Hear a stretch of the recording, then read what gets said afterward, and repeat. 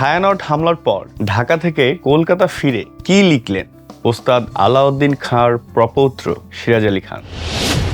শিল্পী, সঙ্গীত এবং সাংস্কৃতিক প্রতিষ্ঠানগুলো নিরাপদ না হওয়া পর্যন্ত বাংলাদেশে আর আসবেন না বলে ঘোষণা দিয়েছেন ওস্তাদ আলাউদ্দিন খাঁর প্রপৌত্র সিরাজ আলী খান। শুধু তাই নয়, শিল্পী হিসেবে এই প্রথমবার তিনি ভয় পেয়েছেন বলেও জানালেন। গত 16 ডিসেম্বর তিনি ঢাকায় এসেছিলেন। শুক্রবার ছায়ানটে তার পারফর্ম করার কথা ছিল, কিন্তু বৃহস্পতিবার রাতেই ছায়ানটে হামলা হয়। আজ সোমবার এক ফেসবুক পোস্টে তিনি জানান, আমি ভয় নয়, সঙ্গীত ভাগাভাগি করতে গিয়েছিলাম। পূর্বপুরুষদের সাথে আবদ্ধ একটি ভূমিকে নীরবে রেখে যাওয়া হৃদয় বিদারক ছিল। তিনি বলেন, সঙ্গীতকে একত্রিত করা উচিত, কখনো ভয় দেখানো উচিত নয়। তিনি দেশের এক গণমাধ্যমকে জানান, 19 ডিসেম্বর ঢাকার ছায়ানটে আমার অনুষ্ঠান করার কথা ছিল। একই দিন ভোরে একদল জনতা বাংলার অন্যতম সম্মানিত সাংস্কৃতিক প্রতিষ্ঠান ছায়ানট প্রাঙ্গণে আক্রমণ ও ভাঙচুর চালায়। গত 8 অক্টোবর ঢাকার লালবাগ কেল্লায় ওস্তাদ আলাউদ্দিন খাঁর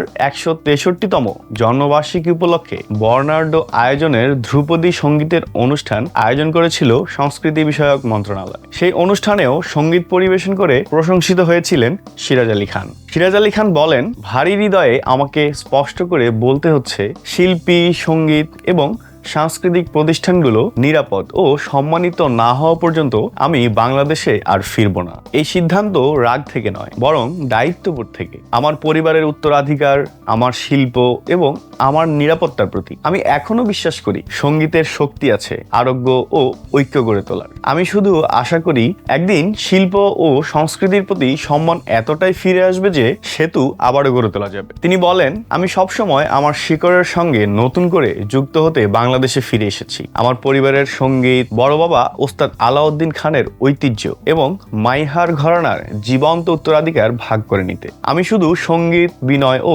শ্রদ্ধা নিয়েই এসেছিলাম। সিরাজ আলী খান আরো বলেন, জীবনে প্রথমবার গভীর বেদনার সঙ্গে বলতে হচ্ছে, আমরা আমাদের জীবনের জন্য ভয় পেয়েছি।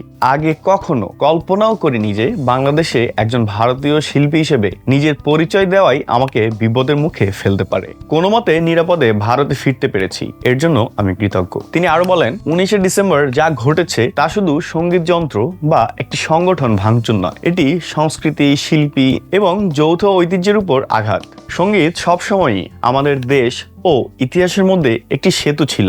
যখন সেই সেতু ভয় ও সহিংসতায় ভেঙে যায়, তখন আরো গভীর কিছু হারিয়ে যায়। ফেসবুক পোস্টে তিনি বলেন, আমার যন্ত্রণা একমাত্র সেই উন্মত্ত জনতার মানসিকতার বিরুদ্ধে, যারা সংস্কৃতি ও জ্ঞানের প্রতিষ্ঠানগুলোর উপর হামলা চালায়। সঙ্গীত ও শিল্প সবসময় রাজনীতি ও সহিংসতার ঊর্ধ্বে অবস্থান করে এসেছে, আর সেগুলো যখন আঘাতের লক্ষ্যবস্তু হয় তখন তা গভীরভাবে কষ্ট দেয়। বাংলাদেশকে পিতৃভূমি হিসেবে বর্ণনা করে সিরাজ আলী খান বলেন, যন্ত্রণা থেকে জন্ম নেওয়া সমালোচনা কখনোই প্রত্যাখ্যান নয়, এটি বরং উদ্বেগের প্রকাশ।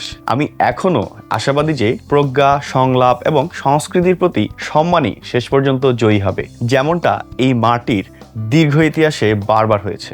বিশ্বখ্যাত সঙ্গীতজ্ঞ ওস্তাদ আলাউদ্দিন খাঁর ছেলে আলী আকবর খান, তার সন্তান ধ্যানেশ খানের ছেলে এই সিরাজ আলী খান। সিরাজ আলী খান মাইহার ঘরানার সঙ্গীতের একজন খ্যাতিমান শিল্পী। তিনি বর্তমানে ভারতেই থাকেন।